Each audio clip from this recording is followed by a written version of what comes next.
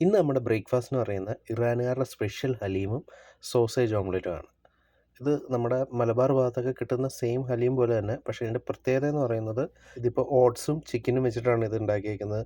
ചില ദിവസങ്ങളിൽ ഞങ്ങൾക്ക് മട്ടൻ വെച്ചിട്ടൊക്കെ ഓട്സിൻ്റെ കൂട്ടത്തിൽ ഉണ്ടാക്കി ഇതുപോലെ ഹലീം കിട്ടാറുണ്ട്. ഈ ഹലീമിൻ്റെ കൂടെ ഒരു സെർവ് ചെയ്യുന്ന ഈ ഗീയും പിന്നെ എന്തോ ഒരു സോൾട്ട് ടൈപ്പ് സാധനം, അതെന്ത് സോൾട്ട് അതെനിക്ക് കറക്റ്റ് അറിയില്ല.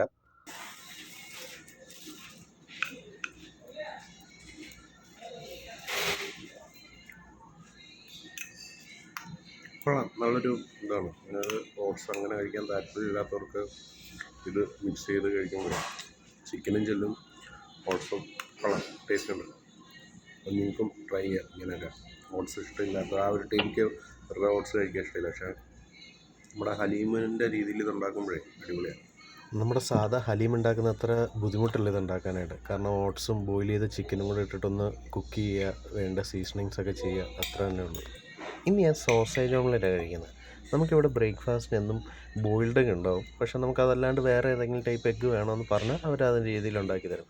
ബുൾസയോ ഓംലെറ്റോ ചീസ് ഓംലെറ്റോ അല്ല ബോയിൽഡ് എഗ് ബുർജിയോ, അങ്ങനെ എന്ത് വേണമെന്ന് പറഞ്ഞാലും അവർ ആ രീതിയിൽ ഉണ്ടാക്കി തരും.